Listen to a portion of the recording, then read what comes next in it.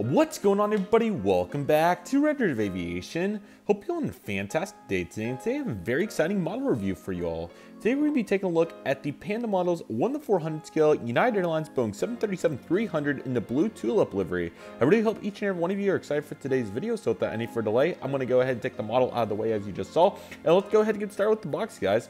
So here it is from Panda models, as you can see right here.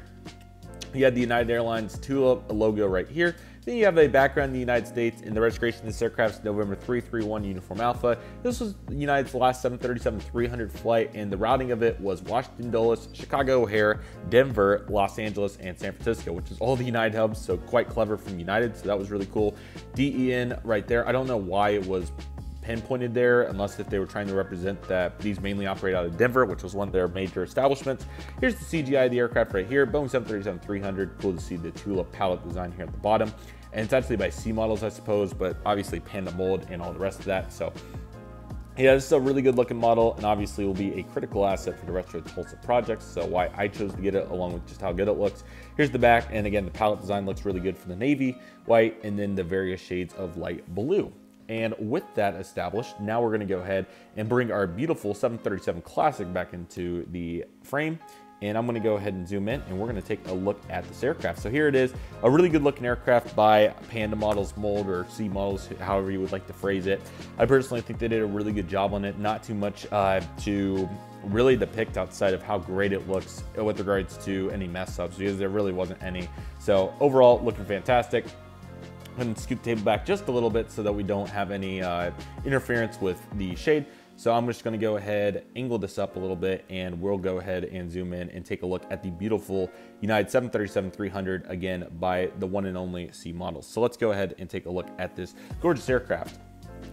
Okay, so we have the cockpit windows right here, and then you get the nose cone, again, the various shades of blue. So you got three shades of light blue, and then the navy down here. Here's nose landing gear with nose landing gear door, very nicely detailed. One major nose, we've got a line going down the nose landing gear door, which is very accurate. You're also going to find the pitot tubes right here and some various hazards and whatnot. The Star Alliance logo, then we have the L1 door. You can see the window lever and other hazard details right here. So a great job by C models. They really did a good job representing that. And overall, I think they killed it in that aspect. Then you have the United Airlines billboard titles with the Tulip logo, which I think looks really good. Then I believe you have some sort of first class here, followed by the economy product on this aircraft. So looking very good in those faucets as well. You're going to get into the economy plus area, followed by economy, of course. Then you have the beacon here, along with the first antenna, which looks very good. Now we're going to take a look at the front side of the wing here, where you're going to see the leading edge light, along with the beautiful CFM that looks very good right there. There's some fan blade details. Really good job on the Panda mold, flatlining it. Some companies kind of went haywire on that a little bit, but Panda did a really good job representing that. Also got an antenna on the bottom, which looks really good. A little bit more detail under here. Let me see if I can get a little bit better view of that. You can kind of see that a little bit better there. Engine looks really great from the side. I love the exhaust, and overall they did a really good job in reference to the detail in the design right there. So that's really great. Pylon looks good. Then you have your standard flap, slat, and speed brake detail, which I think is S tier on this particular offering. So a great job by Panda and C models for doing a really good job there. You also have the emergency exit door, along with the emergency exit pad itself, which is nicely detailed and adequate for an aircraft of this caliber, in my opinion. Then you have the bottom antenna, which also looks really good, and the rest of the economy seats right here. Not too much characteristically wise different with delivery, excluding the already established elements. We have the US flag, and then the registration November 331 Uniform Alpha, as aforementioned mentioned. You got the L4 door, followed by the Tulip right there, along with the horizontal stabilizers, APU detail, and the rest of it. Overall, it all looks really good. You got the pieces on the horizontal stabilizer too, so that's really good. And then you do have the ship number down there as well. I can't read it from here, but hopefully you can on the video. So overall, that looks really good. And you got the nice chubby back there on the 300. So that looks really good, and they did a really good job of that. Here's kind of some different views too. Right side of the aircraft also looks really good. You do have the baggage doors, which look really nice. The front one has a lever, and the back one does as well. So that's really great detail. Another couple notes to have. First off, the fleet numbers down there on the nose landing gear area, which is really nice right there.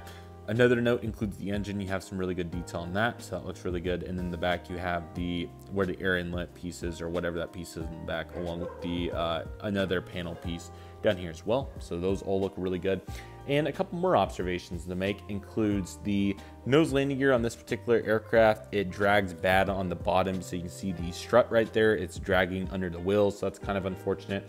Also with my particular aircraft, I unfortunately had major issues with the tires falling off, so I did have to glue the rod. Let's see if the wheels still roll. They do still roll, which is surprising, but I had to glue the rod, so glad to get that fixed. But you can see where the tires are trying to pop out a little bit there.